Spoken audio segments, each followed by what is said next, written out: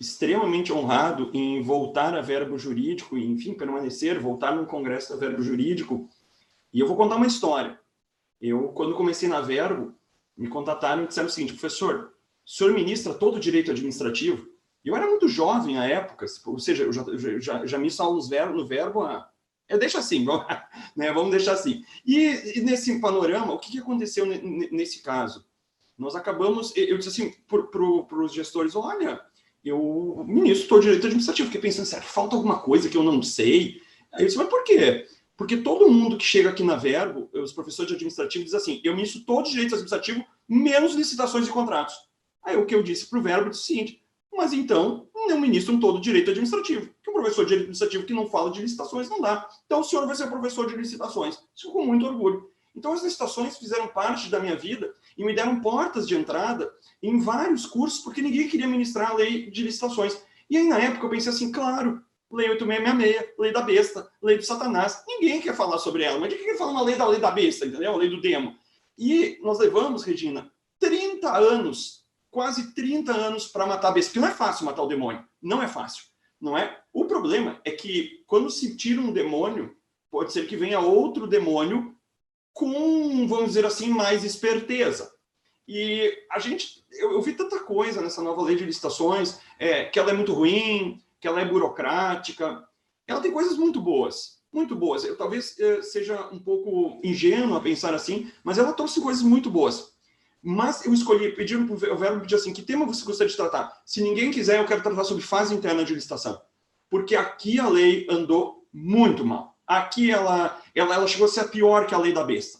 Aqui, eu vou escrever ainda um artigo, eu estou prometendo escrever esse artigo assim: se você for gestor em 2022, abandone, porque você vai ser multado. Você vai ser multado pelo Tribunal de Contas. Você vai sofrer alguma sanção.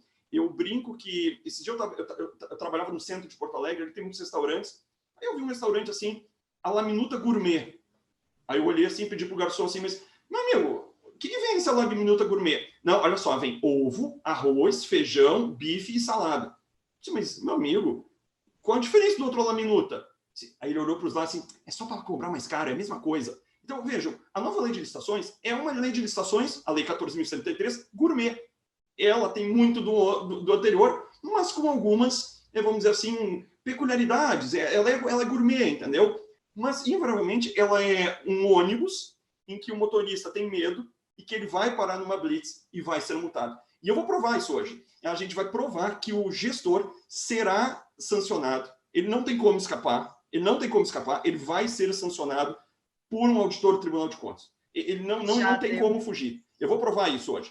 E eu gostaria de iniciar a nossa fala. Eu sou uma pessoa que sou do interior do Rio Grande do Sul, e na minha época só existia a TV preto e branco. Vê como eu sou velho. A TV Telefunken, que a gente botava bombrilzinho em cima da antena para fazer pegar. Então eu não entendo bem dessas novas tecnologias, que eu aprendi que tem Zoom, Meeting, Google Meet, WebEx, ou seja, e eu estou tentando me conformar que eu tenho que me adaptar a essas novas modernidades. Então eu fiz aqui uma apresentação em alguns minutos para que a gente pudesse fazer, enfim, dialogar um pouco sobre isso. E aí eu pedi para a Juspódio, como eu disse que ia dar uma palestra na Verbo, e eles conhecem a Verbo, eu disse assim: eu preciso de um cupom de desconto.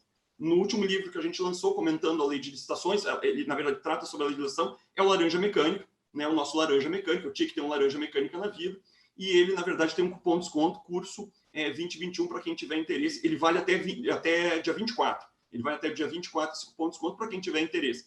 E a gente vai falar da licitação e a vida como ela é. Ou seja, a gente vai falar, vai ser hoje uma fala Nelson Rodrigues, e a gente vai ver a vida como ela é para aquele que exerce licitações. Porque seria muito legal falar sobre reequilíbrio dos contratos, sanções contratuais. Não, a gente vai falar daquilo da vida como ela é. Aquilo que acontece realmente. Eu trabalho com licitações há 10 anos. E eu sempre digo: licitações é o que Deus duvida e o diabo tem medo. Não é? Porque licitações acontecem na prática. Licitações é vida. Não adianta uma pessoa dizer assim: eu vou dar um curso de licitações. Primeiro pergunta que tu faz: quanto tempo trabalho em licitações? Nunca trabalhei. Não contrato essa pessoa. Não faça esse curso. Porque licitações é vida. Licitações é o que acontece na vida. E todos os dias eu recebo perguntas lá na Procuradoria sobre licitações, e todos os dias eu tenho dúvidas. Porque tem uma frase do Eli Bolado que é assim: em direito administrativo, quem não está perdido está mal informado. Porque quanto mais a gente se informa, mais a gente está perdido. E aí, como eu tinha que saber sobre licitações, eu acabei escrevendo um livro, que vai sair agora, comentando a lei de licitações. Eu comentei artigo por artigo, porque eu queria entender o que aconteceu com a lei de licitações, acabei comentando artigo por artigo, ele vai ser lançado, e aqui eu tenho, então, o Shrek, verde, gordo, estranho. Se de um lado eu tenho laranja mecânica, de outro eu vou ter o Shrek, verde, gordo, estranho. E a grande pergunta que se faz é, o que a gente pode esperar? E eu inicio, então, com Mário Quintana, no meu conterrâneo. Não desças os degraus do sonho para não despertar os monstros. Não subas aos sotos onde os deuses, por detrás de suas máscaras, ocultam o próprio enigma. Não desças, não subas, fica. O mistério está na tua vida. E é um sonho louco, este nosso mundo. E essa nossa lei de licitações será um sonho bastante louco, em que a gente vai ter que tomar bastante Rivotril ou aumentar a dose desse medicamento para entender o que nós estamos à frente, especialmente na fase interna das licitações. Mas a gente não tem que deixar de sonhar e não tem que deixar de pensar que a gente pode construir com essa lei um mundo novo e um mundo melhor, porque licitação faz com que o carro da polícia chegue antes a prestar segurança pública, o medicamento chegue de qualidade, que a criança tenha uma boa carteira escolar, um bom uniforme escolar. E a partir disso, eu conto uma história. Certa feita, 2 municípios aqui do Rio Grande do Sul eram vizinhos. E um prefeito que teve a grande ideia de comprar uniformes escolares para os munícipes, para os seus alunos. Ele comprou uniformes escolares parecidos, iguais aos da escola privada. Então ele disse assim, eu não vou discriminar as crianças da escola pública, eu vou comprar as da escola privada. Caiu a apresentação, né? Ou foi o Eduardo que me tirou? Tu te meteu na minha palestra, não é, Eduardo? Bom, nesse caso, nós temos, então, um caso de um prefeito que resolveu comprar um uniforme escolar bom para as crianças, para que elas não fossem discriminadas em relação às crianças das escolas públicas. Ele resolveu fazer isso, não é? E o Tribunal de Contas, o auditor, chegou lá e disse, você pagou mais caro, porque o vizinho do lado comprou um uniforme comum, menor preço, e pagou muito mais barato. Então eu vou te multar e vou te imputar o débito porque você comprou um uniforme mais caro, porque seu vizinho estava comprando um uniforme mais barato. Pode isso? A próxima vez esse prefeito vai comprar um uniforme bom, que dura mais, um uniforme que não discrimina. Então, é disso que nós estamos a tratar aqui, dessas idiosincrasias, em que nós temos problemas a resolver também com os órgãos de controle, também com as licitações, a fim de que nós tenhamos hoje, e isso a nova lei inovou, vou ser redundante, no seguinte sentido, nós não temos que ver mais a vantajosidade da proposta. Isso acabou. Nós temos que ver o resultado vantajoso. Olha como a lei foi inteligente. Então, eu estou falando uma coisa boa da lei. Nós temos que ver o resultado da licitação. Nós temos que ver se aquele pneu que eu compro, chinês, eu tenho que trocar ele a cada 30 mil quilômetros, e um pneu outro eu troco a 70 mil quilômetros. Eu vou pagar mais caro? Vou, mas ele vai me durar mais tempo. Então, a gente vai ter que ver o ciclo de vida dos produtos.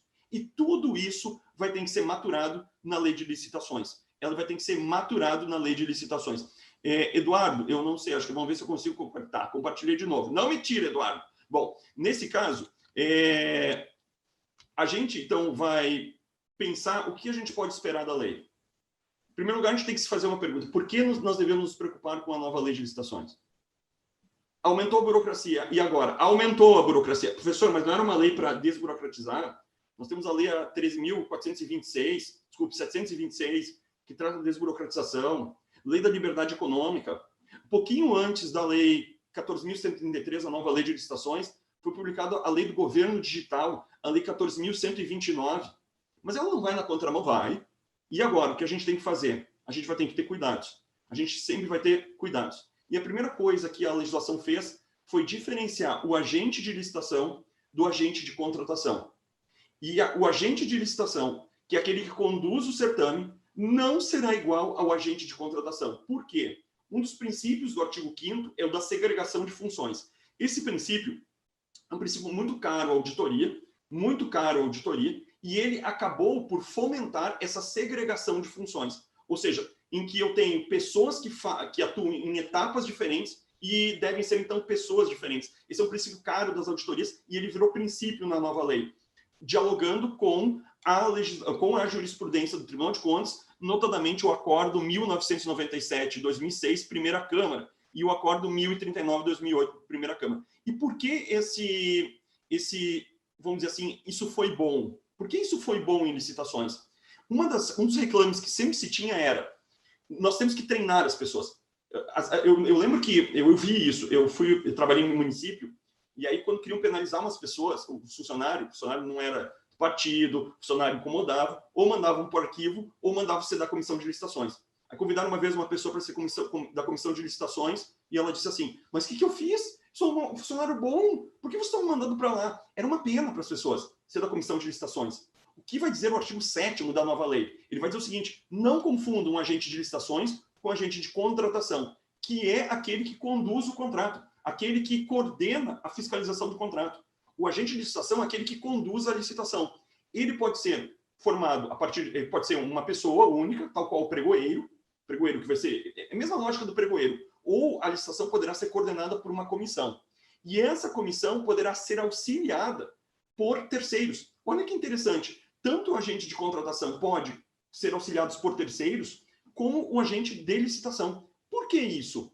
Muitas vezes nós temos licitações complexas em que nós não temos gente com expertise para fiscalizar um contrato. Por exemplo, uma barragem, uma hidrelétrica. Então, hoje a gente pode contratar pessoas, contratar profissionais, empresas, que vão, obviamente, ajudar na fiscalização. Professor, estamos delegando, Juliano, mas não estamos delegando as funções típicas de Estado, não. Isso a gente vai tratar como um ato material um ato material da administração pública. Nós sabemos, quando a gente estuda, quando a gente estuda, que ato material não é ato administrativo. Tal qual os controladores eletrônicos de velocidade, eles, na verdade, captam informações que são levadas aos órgãos públicos e eles, na verdade, com base nessas informações, praticam ato administrativo. Então, o fiscal do contrato, com base nas informações que lhe são entregues, gerarão uma decisão sobre o contrato bem ou mal executado.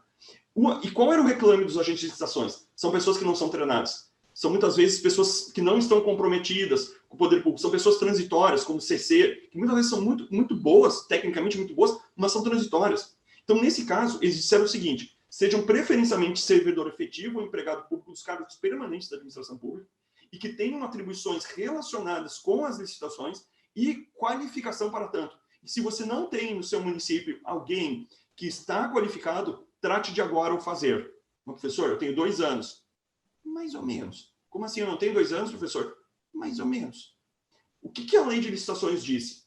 Em licitações, você tem 2 anos. Em contratos, agora, 1º de abril, data em vigor. Parte criminal, vigor agora. E tem uma disposição que as pessoas, não sei se as pessoas estão notando, que é o artigo 20. O artigo 20 fala das compras de luxo. Fala das compras de luxo. E ele nos disse, esse artigo 20, o seguinte, as compras devem ter qualidade comum. E há que se ter uma lista de quando se comprar bens de luxo. Ele não vai dizer o que é de luxo, nós vamos ter que regulamentar.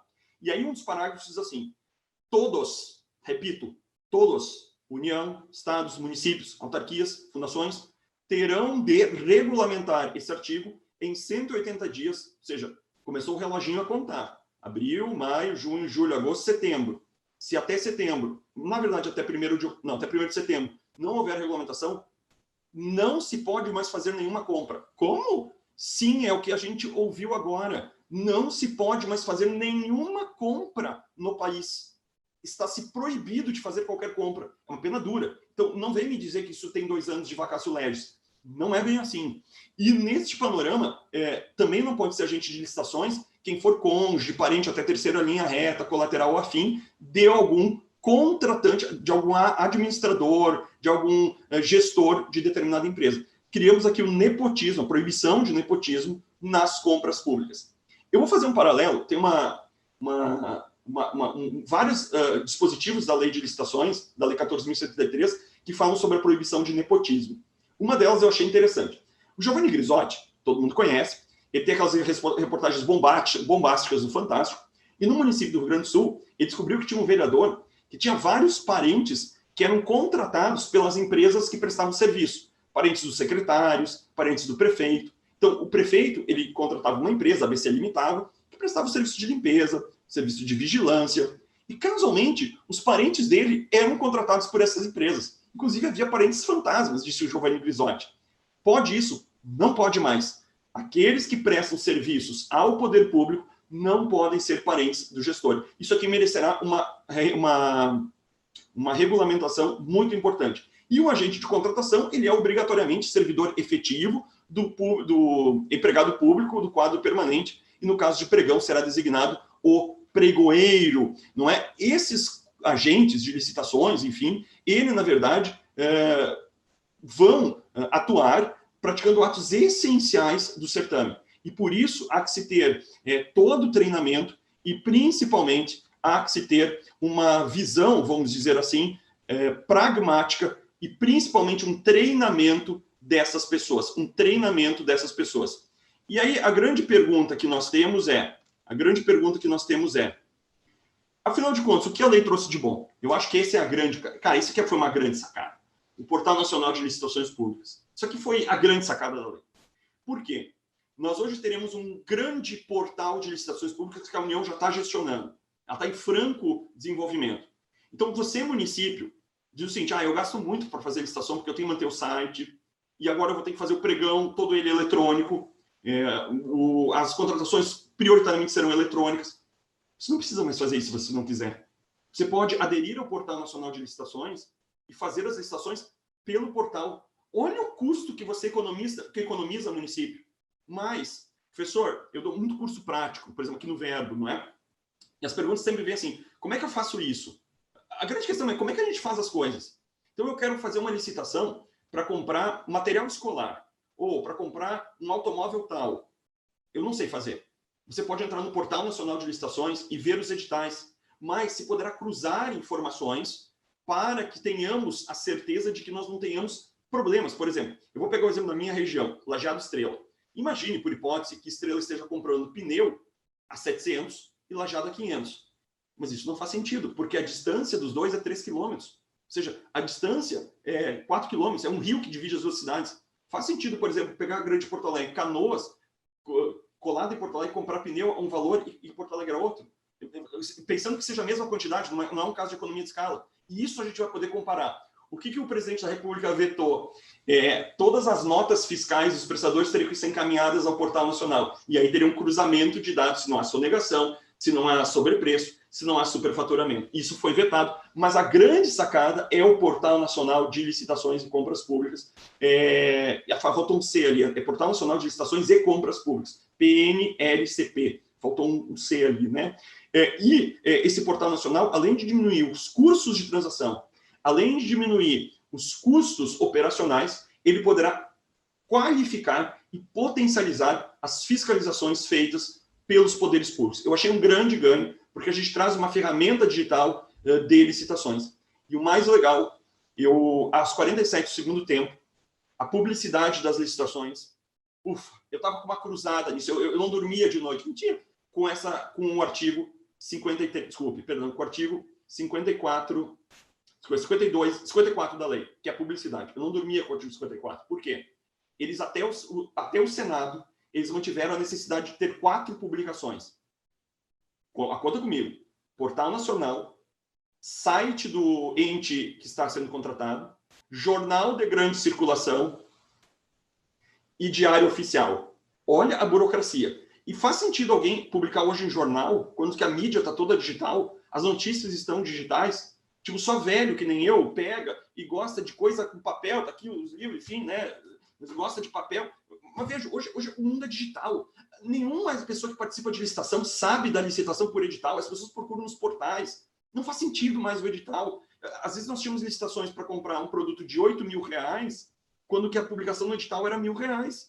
E isso não fazia sentido. E o presidente da República corretamente vetou isso e vetou essa necessidade de publicar em jornal de grande circulação. Então, hoje, é só 2 publicações. Tudo internet, tudo digital, a gente é moderno, a gente é contemporâneo, e as licitações também vão ser contemporâneas. Então, aqui nós temos mais uma coisa boa nas licitações e contratos. E aí, começamos na fase interna. Em primeiro lugar, é importante que se tenha um plano de contratações anual. Como? Sim, você vai ter que fazer o seguinte. Agora, velho, não tem mais como fugir município, estado, união. É planejamento. Como assim? Na prática vai acontecer o seguinte, você, prefeito, gestor, governador, presidente, ministro, secretário, você faz orçamento, não faz? Juntamente com o orçamento, você vai ter que fazer um plano anual de compras. Assim como você faz a LOA, a Lei Orçamentária Anual, você vai ter que fazer o plano anual de contratações. Sério? Sério. Tu vai ter que fazer 2 planejamentos. 2 planejamentos. Como assim, Juliano? 2 planejamentos. Sim, vai ter que ter o plano anual. E mais, toda vez que efetivamente você se distanciar desse plano anual, você vai ter que justificar. Como assim? Então por exemplo, assim, você esqueceu que a merenda escolar, aquele medicamento é da sua lista de fornecimento, e aí você vai ter que justificar o porquê você deixou do plano de compras anuais. Você quer fazer um arruamento ou uma pavimentação numa rua, isso não estava previsto no plano de contratações, você vai ter que dizer o porquê você está assim fazendo. Então, vejam, nós vamos aumentar muito fortemente as justificativas de tudo. E se eu te dou uma dica prática para você que é gestor, justifique tudo. Peça nota técnica, peça informações dos seus engenheiros, contadores, advogados. Aliás, o procurador público, advogado público, terá um papel fundamental aqui. Ele não vai dar conta de atuar nesse sentido. E por que ele não vai dar conta? O artigo 53 da lei, ele é muito interessante. Ele diz assim, o artigo 38 da lei 866 diz assim, todo o processo de licitação, o edital deve ter análise do advogado público, ok? Hoje não. Hoje ele vai analisar toda a fase interna. Significa dizer que o advogado público, ele vai analisar se a orçamentação está mal ou bem certa conforme a lei, ele vai analisar se está de acordo com o planejamento anual, se o estudo técnico preliminar, já vamos falar dele, ele está condizente, tem os itens condizentes, ou seja, a análise do procurador público, ela é muito mais densa, mas muito mais densa. E aí eu falava com uma amiga minha, advogada da União, ela disse o seguinte, olha, eu analiso 300 editais por mês, mas eu analiso só edital. Se eu tiver que analisar toda a fase interna, eu não dou conta. Então vejam, você que é advogado público, temos um problemão para enfrentarmos aqui, porque você é responsável, eu sou responsável como procurador de Estado por analisar toda a fase interna de licitação. Vai ser mais duro? Vai. Vai ter uma maior legitimidade? Vai. E vai ter um maior controle? Vai. Mas vejam, tudo isso terá que ser analisado. Mas toda licitação, ela na verdade deverá descrever as necessidades da contratação, fundamentada em um estudo técnico preliminar que caracterize o interesse público envolvido. Professor, não entendi. Como assim um estudo técnico preliminar que caracterize o interesse público envolvido? Mais ou menos assim, ó. Vai acontecer mais ou menos isso, ó. Tá? Vai acontecer mais ou menos isso daqui que tu está vendo na tela. Mais ou menos isso aqui vai acontecer. Ou seja, professor, mas o meu processo é digital. Então, tu imagina isso aqui no digital, tá? Tu imagina isso aqui no digital. É isso que vai acontecer na nossa vida no futuro. Por quê, Juliano? Não entendi, mas você está exagerando. Então, vamos lá. Artigo 18. Você deve descrever a necessidade da contratação, fundamentando em estudo técnico preliminar. Você, além disso, vai ter que definir bem o objeto. E ele diz, objetivamente, para atendimento da necessidade. Não é só definir o objeto. Você deve descrever na fase interna que esse objeto é pertinente à tua necessidade. Ou seja, ou pertinente ao projeto executivo. Você vai ter que definir as condições de execução, ou seja, como esse contrato será executado. Isso já se faz nas obras, se é empreitada global, empreitada integral, contratação integrada, etc. Você vai ter que fazer o orçamento estimado, tudo bem, isso a gente já fazia. Agora nós vamos ter, nos artigos 19 seguintes, especialmente o 19, uma potencialização da orçamentação, e a forma como a gente faz a orçamentação hoje é uma catástrofe, que a gente trabalha com preço fixo e o preço é dinâmico. Como assim, Juliano, preço é dinâmico? Me fala quanto é que custava ser auditor de contas e você vai ver que o município, o estado, comprou respirador em abril de 2020, pagando 300% a mais do valor. Ah, não, vou multar ele. Como assim pagar 300% a mais? Quanto é que custava um respirador no auge da pandemia? O álcool gel? O preço é dinâmico, gente, vamos parar. Ou seja, o valor das coisas é também feito por escassez e prognose. O medo de faltar. Quanto é que custa hoje um medicamento que está para faltar? Vai custar um monte. Então, vejo, e aí, não, então eu não vou comprar. Se está 300% mais caro, eu não vou comprar. Aí você vai ser multado porque você não salvou vidas. Então, vejo, neste panorama, nós temos esse orçamento com as composições e preços destinados à sua formação. Essa pesquisa, obviamente, deverá ser bastante ampla, mas não é só. A elaboração do edital de licitação, elaboração da minuta de contrato, o regime de fornecimento de bens ou prestações, se será por item, se será por lote, se será contínuo, a modalidade de licitação e o critério de julgamento. Nós temos hoje 5 modalidades, caiu o convite a tomada de preço, mais ou menos, eu já explico por quê. Hoje nós temos 5 modalidades: concorrência, pregão, leilão, concurso, que é para serviço técnico, artístico, enfim, e o diálogo competitivo. Por que eu acho que a tomada de preços e o convite, de certa forma, não caíram? Você pode ter um procedimento auxiliar que se chama pré-qualificação, em que ela pode ficar permanentemente aberta. E ele pode, essa pré-qualificação, ser limitada aos pré-qualificados. Mas isso não era tomada de preço. O que era tomada de preço? Uma pré-qualificação, e aí eu fazer licitação com aqueles pré-qualificados. Hoje eu posso ter um procedimento auxiliar pré-qualificação e a licitação futura ser só para os pré-qualificados. Então, de certa forma, todo mundo está dizendo assim, caiu a tomada de preço. Mais ou menos. Na prática, tu pode ter uma tomada de preço utilizando a pré-qualificação. Mas eu fico assim, elucubrando, assim, né? Aí eu começo a escrever esses livros com essas elucubrações, e aí eu fico assim, me motivando para continuar estudando a lei de licitações e vendo essas coisas, que aí eu fico vendo, mas como é que os caras não... Mas então, além disso, vejam só, eu estou no item 9. A motivação circunstanciada das condições do edital. Como assim, Joana? Você vai ter que justificar o porquê você colocou o edital tal, por que você utilizou a modalidade aberta e não a modalidade fechada de disputa. Ou seja, indicar as parcelas de maior relevância técnica, valor significativo do objeto, a qualificação econômica financeira, tudo isso, o julgamento das propostas. Você vai ter que fazer uma análise de riscos. Cara, tu vai ter que fazer análise de risco.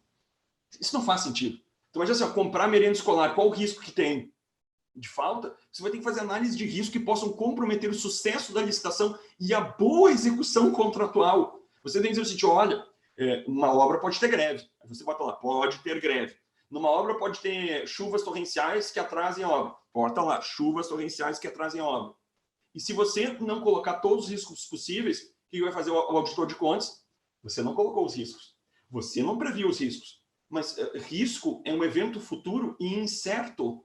E nós temos aqui que diferenciar risco de incerteza. Isso é bem claro na economia. Eu até escrevi um artigo, vai ser publicado não sei qual revista, foi na revista de Direito Público. Assim, não, é na revista lá da presidência, também não importa. Não é? Sobre risco e incerteza. Incerteza é um fator que eu não consigo prever. Ou seja, Covid-19, ninguém conseguia prever que ia existir isso. Risco é um fator que eu consigo prever por greve, por exemplo, mas que eu não sei se vai acontecer. Então, ela fala em risco. Mas tudo bem, pode a gente, numa estrada, estamos construindo uma estrada, pode ter um sítio quilombola em que a gente vai ter que desviar a estrada ou parar para averiguar? Pode. Mas eu tenho que prever tudo isso.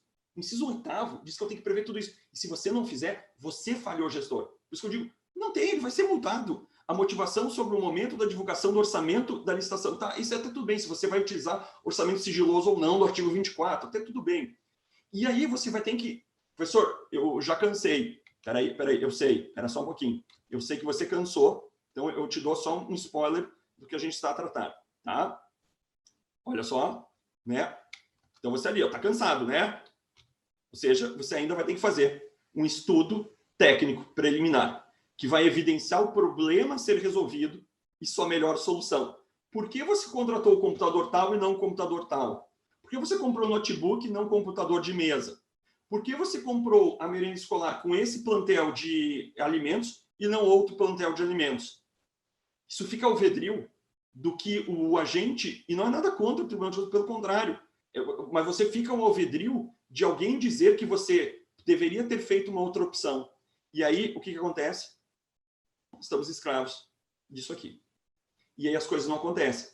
E aí começa o que o Rodrigo Valgas chama, no livro clássico dele, maravilhoso livro, Direito Administrativo do Medo, ou Apagando as Canetas. Como diria o Marcos Jurena Vilela Souto, não fazer é dormir tranquilo. E se a gente não fizer, o munícipe não recebe o medicamento, a escola não é reformada, a rua não é pavimentada, o saneamento não acontece, porque a gente fica refém disso que está na tela, dessa burocracia. E pior, senhores, eu não acabei, porque nós temos ainda estudo técnico preliminar, que vai ter que evidenciar o problema. Mas, gente, o problema está claro, entendeu? Falta merenda escolar, tem que evidenciar o problema. Não, é que as crianças têm que comer. Oi? Avaliação da viabilidade técnica da contratação. Ah, você não fez a viabilidade técnica. Ou até você fez, mas não é como eu queria. Entendeu? Fica etéreo, fica abstrato. Não faz sentido. Nesse estudo técnico preliminar, deverá se prever as estimativas e quantidades para a contratação, acompanhada das memórias de cálculo e documentos que lhe dão suporte e que constituem dependências com outras contratações de modo a possibilitar a economia de escala. Por que você contratou por um ano merenda escolar se você vai precisar no outro ano? Por que você contratou um lote de medicamentos se você vai ter que fornecer durante todo o ano? Por que você pavimentou uma rua e agora você quer pavimentar uma? Porque você não contratou toda a pavimentação. Se você tem que fazer saneamento universalizar até 2033, está na lei da 14.026, porque você já não contrata tudo. Então, vejo, mas aí é minha opção, entende? O mundo, a vida como ela é, vejo, quantos municípios têm engenheiro? A maioria não tem engenheiro nos seus quadros, tudo é contratado, a maioria não tem advogado fixo, a contratação de escritórios ou um CC. Então, vamos parar, vamos olhar para a vida como ela é. Só que é uma quimera, mas é uma quimera que coloca todos os gestores públicos sempre ao alvo daquela pessoa que talvez não tenha razoabilidade de perceber as dificuldades reais do gestor e que deveria sim eu perceber por conta que a lei de introdução às normas do direito brasileiro assim determina. Ela determina que a gente perceba as dificuldades reais do gestor. Mas mais, o estudo técnico preliminar, professor, tem mais? Tem. Precisa do levantamento de mercado que consiste na análise das alternativas possíveis. Por que não comprou na Black Friday que estava mais barato? A justificativa técnica e econômica da escolha do tipo de solução a contratar. Ora, por que você pegou e contratou o pneu tal e não o outro? Ou vamos pegar outros exemplos mais concretos. Por que você construiu aquela PCH, aquela pequena central hidrelétrica, e não colocou aerogeradores? Isso chega ao ponto, esse dispositivo, as pessoas não, como é que as pessoas não pensam isso? De se imiscuir nas decisões do gestor. Esse dispositivo, o artigo 18, é o típico caso de uma abertura para o controle total da oportunidade de conveniência. Esse dispositivo inaugura a falência da discricionariedade administrativa. Esse dispositivo inaugura a falência das opções legítimas da feitura de políticas públicas. Porque tu pode chegar ao ponto de começar a questionar que tu optou por uma política pública e não outra. E aí você começa a ter um controle e uma fragilização, na minha opinião, indevida na separação dos poderes.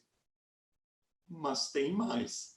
Documentos que lhe dão suporte poderão constar no anexo da classificação. Descrição da solução como um todo, inclusive exigências relacionadas à manutenção e assistência técnica. Isso aqui é interessante. Muitas vezes você compra um produto em que a assistência técnica é muito mais caro. Então você vai ter que sempre perguntar o seguinte: estou comprando, você vai ter que fazer isso, um computador, assistência técnica existe? A assistência técnica quanto custa? Ah, custa 300. Então eu tive a licitação, muitas vezes menor preço, terá que prever as consequências de uma assistência técnica. Isso é interessante, porque você tem o resultado da licitação. As justificativas de parcelamento ou não da solução, muitas vezes nós temos, parceladamente é melhor, demonstração dos resultados pretendidos em termos de economicidade e melhor aproveitamento dos recursos humanos. Ou seja, você compra uma máquina que ela precisa de 4 operadores, 4 servidores, ou você compra uma máquina que precisa de 2. Isso você pode justificar o porquê você pagou mais caro, porque ela reclama menos pessoas para operá-la. Contratações correlatas, independentes, possíveis impactos ambientais. Tudo isso tem que estar previsto no estudo técnico preliminar. Sério, professor? Artigo 18. E isso que eu não passei por 19, não passei por 20, não passei por 21, para o 22 e nem para o 23, que ainda fala da fase interna. E também não falei das disposições setoriais que tratam artigo 40 e seguintes das compras, locações, serviços e obras. Nem passei nisso, que tem que ser lido conforme esses dispositivos. Há que se prever ainda no estudo técnico preliminar possíveis passivos ambientais. Isso aqui não faz sentido, porque você faz EVTE em obra, você faz estudo de viabilidade econômica e ambiental, e isso só faz para grandes obras. Então, nem tudo vai ter passivo ambiental, etc. E quando tem passivo ambiental, isso dialoga com licenças ambientais ou EVTEA. Então, isso aqui não faz muito sentido, mas enfim. Posicionamento conclusivo sobre adequação e contratação para atendimento das necessidades. Calma, vamos respirar. Nós chegamos, então, a 37 minutos de palestra. Vamos respirar, porque tem mais. Aí o parágrafo segundo do artigo 18 diz assim, não, mas olha só, eu admito que tem o inciso 1, 4, 6, 7, 8 e 9. O Estatuto Preliminar pode ficar só com o inciso 1, 4, 6, 8 e 13, perdão. 1, 4, 6, 8 e 13. E o resto não precisa fazer. Mas aí o cara olha, aqui no Rio a gente fala, me cai esbuteado do bolso. Aí o legislador diz assim, mas se você não colocar os outros dispositivos, você deve justificar o porquê você não o fez. Cara, dá mais trabalho justificar porque tu não colocou do que colocar. Faz sentido isso? Ou seja, ele diz o seguinte, você não precisa colocar todos, só esse, o 1, o 4, o 6, o 8 e o 13. Os outros você não precisa. Mas se você não colocar, você tem que justificar. Cara, eu vou colocar porque me dá mais trabalho justificar o porquê eu não coloquei. Então percebam que isso acabou gerando um problemão. É claro que a lei de licitações, no artigo 19, vai tentar dourar a pílula, usa meio a poema do Augusto dos Anjos, assim, a mão que afaga é mesmo que apedreja, não é? Ela deu apedrejada, colocando esse montoeiro de dispositivos, e no artigo 19 ela acaba, vamos dizer assim, dando uma dourada nisso, dando uma afagada, né? Enfim, o morde e assopra. Porque ela diz o seguinte, eu incentivo a padronização. Nós vamos incentivar a padronização. E essa é a boia de salvação. Para que a gente não tenha problemas nisso tudo, o que eu faria? Faria editais e estudos técnicos preliminares padronizados nas compras que eu sei que vão acontecer, e submeteria tudo ao Tribunal de Contas, para controle preventivo. Porque eu vou dizer assim, Tribunal de Contas, me diz agora. Não me vem depois, você faz, depois eu te audito. Não, você vai construir comigo agora. Porque eu estou tentando fazer o meu melhor, estou tentando gerar o melhor para a população, entregar o melhor, e eu quero facilidade para conseguir fazer, eu quero fazer o certo. Me ajuda a fazer o certo. Mas eu preciso que, quando eu faça o que nós combinamos, eu não tenha insegurança jurídica de ser auditado. Essa lógica. E o mais legal é que o artigo 19 dialogará com o artigo 42, que pode ter... Lembra dos registros de preços, que eu posso aderir a um registro de preço, o carona, registro de preço? Hoje a gente vai ter o carona da padronização. Os estados, municípios podem aderir a padronizações de outros entes. Então, o município A fez uma padronização, é possível, então, o estado, perdão, fez uma padronização, o município pode aderir à padronização. Nós vamos ter o carona nas padronizações. Achei isso bastante interessante neste panorama em que nós estamos, assim, pautados neste momento. Bom, a pergunta que se faz, qual é o resultado real das compras públicas no Brasil? Como é que a gente faz contas públicas? Bom, vamos dialogar, a vida como ela é, por isso que é o nome da palestra. Como é que a gente faz contas públicas? Esse cara foi o prêmio Nobel de Economia no ano passado, Migro. E o Migro, ele tratou sobre leilões, sobre procurement, leilões especificamente em telefonia nos Estados Unidos. Ele economizou bilhões com a teoria dele. Os últimos 5 prêmios Nobel, Taylor, Alvin Roth, Jean Tirole, todos eles foram prêmios Nobel trabalhando com licitações. E a gente não tem no Brasil uma teoria das licitações. Poucas pessoas... Aqui eu faço uma homenagem ao meu grande amigo e um gênio chamado Marcos Nóbrega, que é pioneiro em tratar sobre licitações, sobre teoria das licitações, descobrir os preços. Ou seja, licitação, na verdade, faz um diálogo com o mercado, tentando revelar qual é o preço que se está a praticar, tentando perceber forças de mercado. Licitação dialoga com a economia. E a forma como a gente faz licitação é a vanguarda do atraso. Porque a gente tratar com um mote fechado aberto... Gente, o preço é dinâmico. E há outras formas de se pensar a licitação. Por exemplo, a União Europeia tem diretrizes que buscam muito mais do que a forma, do que um estudo técnico preliminar, do que planejamento, do que... Não, é bom, tudo bem, mas ficou a forma pela forma, senhores. Busca muito mais procurar se as compras foram eficientes, vantajosas, a satisfação das demandas em questões específicas do contratado está na Diretiva 23 de 2014. Os contratos administrativos foram remodelados a partir de 2014. E isso tem dado muito certo na Europa, essas diretrizes. Bom, nesse panorama, como é que são as nossas compras públicas? Isso aqui eu tirei do site do Planalto, do Portal da Transparência. Em bens patrimoniais, essa empresa XCMG, ela trata de máquinas agrícolas, máquinas pesadas. Ela contratou 60 milhões de reais, foi a campeã em 2020 e 2021. Esses são dados de 2021. Então, ela é a campeã hoje, disparada, ela tem mais de 2/3 do segundo colocado. Mais de 2/3 do segundo colocado. Principalmente isso aqui é máquina agrícola, máquina agrícola é caro.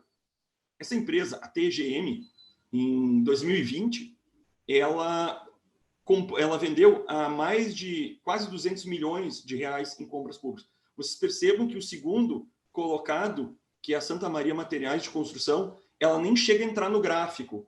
Ela nem chega a entrar no gráfico. De tamanho foi, vamos dizer assim, o domínio nesse mercado de licitações da TMG. E aí minha pergunta, há ou não há um monopólio nas compras públicas?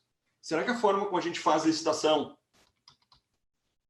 está descobrindo o preço? Está sendo competitivo? Isso é um dos princípios hoje da licitação. Senhores, ela domina o mercado. Entendeu?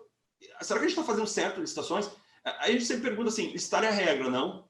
É a regra, né? Está no artigo 37, incisos 21, lá da Constituição. Né? Ressalvados os compras, serviços para alienações serão contratados mediante os processos licitatórios. Então, licitação é a regra. Assim, inegibilidade, hoje, artigo 74, dispensa 75, as alienações, as licitações, que são as dispensas de licitações das alienações, esses 1 e 2 do 76, são exceção, né? Isso é dados de 2020. Ou seja, quase 50% das compras, que é o rosinha, inegibilidade, e o laranja, eu tenho 35 mais 20, vamos dizer assim, 56% das compras foram feitas diretamente. Sem licitação. Foram escolhidas pessoas, tudo bem, tu tem orçamentação, mas foram escolhidas. Será que a gente descobriu o preço? Porque licitação, ela tende, em regra, a maioria das licitações, ali o pregão para dizer, são licitações de menor preço. A melhor técnica é raro. Ou seja, o que se quer em licitações é conseguir um preço, hoje resultado, não é? Mais vantajoso. Será que nós estamos fazendo certo isso? Em que nós temos 56% das compras compradas por inegibilidade? Será que não é hora, então, de a gente pensar o seguinte, 56% das compras são por inegibilidade, acaba a licitação. Será que não seria algo a se pensar nesse sentido? Porque licitação custa, licitação demora. Licitação pode ser que tenha um produto menos bom, e que produto menos bom gera um serviço público menos bom. Então, é disso que eu estou falando, desses questionamentos que a gente tem que ver como a vida como ela é. E não pensar que o estudo técnico preliminar com a montoeira de coisa, não é? Que a gente viu aqui, a gente não fica assim. A gente não fique escravo e quem está esperando, atrelado, eu colocaria não o funcionário público com essa bolota está preso, mas o cidadão que está preso neste panorama. E aí o que a gente deveria pensar é como o mundo compra hoje? Afinal de contas, como é que o mundo compra hoje? Como é que a gente faz compra hoje? Será que a gente tem que comprar diferente do que o mundo compra? Quem é esse cidadão? Acho que todo mundo conhece esse cidadão. Um cidadão que revolucionou a forma como a gente compra. Esse cidadão, ele percebeu o seguinte, nos anos 90, ele comprava os produtos e revendia. E aí ele percebeu o seguinte, eu tenho aqui uma economia bifácil. Hoje, não é mais oferta e procura, eu tenho também uma terceira forma de economia que pode gerar a manipulação da oferta e procura, que é a economia bifácil. Ele criou um grande mercado virtual em que ele aproxima pessoas que estão querendo vender e que pessoas que estão querendo comprar. Então, ele, na verdade, é um marketplace, ou seja, um lugar de trocas em que ele aproxima a oferta e procura. Essa é a lógica da Amazon. A Amazon não compra mais nada. A Amazon simplesmente aproxima pessoas que estão se querendo, pessoas que estão querendo vender, pessoas que estão querendo comprar. Assim como faz plataformas como o Uber, pessoas que estão se querendo transportar e pessoas que estão querendo ser transportadas. Assim como o Airbnb, assim como tantas outras plataformas. É mais ou menos como o bar, ele aproxima pessoas que estão se querendo. Por isso que o bar bom é aquele que tem cerveja gelada, é aquele que tem uma boa música, um ambiente legal, e aproxima pessoas que estão se querendo. O Bezos deve ter frequentado muito bar na vida dele e percebeu que ele podia ser um bar aproximando pessoas que estão se querendo. E por que então a gente não faz um grande marketplace de compras e vendas, que as pessoas colocam suas compras lá, o preço passa a ser dinâmico e o poder público vai pegando na cesta as compras públicas dele, sem qualquer custo de transação, sem qualquer custo de licitação, sem qualquer burocracia nesse sentido. Será que não seria uma forma de pensar, de repensar as licitações? Então, e a lei de licitações pensou nisso? Pelo contrário, a gente viu estudo técnico preliminar, planejamento anual das contas públicas, das compras públicas e assim por diante. Então, eu acho que essa frase eu acho sensacional, do Alan Turing. O Turing foi o primeiro cara a pensar em inteligência artificial na vida. Ele pensou em inteligência artificial em 1950. Em 1950 ele pensou, e ele diz o seguinte, algumas vezes são as pessoas que ninguém imagina que fazem as coisas que ninguém pode imaginar. E a gente vai ter que pensar e vai ter que imaginar coisas fora da lei de licitações, fora da lei 14.133. Só pena de a gente fazer as mesmas coisas e obter os mesmos resultados. Esses são os resultados que a gente vai continuar obtendo. E não é nada contra as empresas, pelo contrário. É que se a lei fala em competitividade, alguma coisa está errada. Então, na verdade, sobre isso que a gente deve pensar. Até hoje não se pensou em smart contracts, que hoje já existem e são amplamente praticados, contratos espertos, contratos automáticos, em que se poderia ter um comando em que ocorreu um dano na obra, já aciona a seguradora, ela já está comunicada, ou seja, que eu faço um contrato em que ele tem a plena execução e eu diminuo altamente meus custos de transação, eliminando praticamente o agente de contratação, ou o agente de contratação seria um algoritmo que pensaria a forma em que a gente contrata. E agora? O que a gente vai fazer com tudo isso? Essa é a pergunta que eu deixo. E agora? A esperança não murcha, ela não cansa. Também como ela, não sucumbe à crença. Vão-se os sonhos nas asas das descrenças, voltam os sonhos nas asas da esperança. Que a gente tenha esperança para um dia melhor, para um mundo melhor. Toda essa pandemia vai passar. Toda essa pandemia vai ser melhor e o mundo vai ser melhor. Porque a gente não vive numa tragédia grega. A gente vive numa história que tem que ter final feliz. Então, se não teve felicidade ainda, é porque não chegou ao final. E as coisas estão melhorando. E um dia a gente vai poder nos abraçar, a gente vai poder tocar as pessoas, a gente vai poder conviver de novo. Sim, a vida vai voltar ao normal. Mas a pandemia me permitiu hoje ficar aqui 1 hora com os senhores, 50 minutos. E eu queria agradecer, sinceramente, a todos vocês por terem me acolhido na residência, no escritório dos senhores, terem dispensado tempo para a gente conversar sobre inquietações, sobre provocações e, principalmente, para tentar pensar a forma como a gente faz licitações. Para que a gente repense a forma como a gente faz licitações, porque repensar a forma como a gente faz licitações é repensar a política pública. E repensar a política pública é repensar a nossa vida. Porque a vida acontece justamente nas entregas, nas coisas que a gente vê. É na ponte construída, é na casa construída, é no medicamento que é entregue. Muito obrigado mesmo. Eu deixo aqui um abraço virtual a todos e obrigado por dispensarem seu tempo comigo e com essas minhas inquietações. Abraço grande.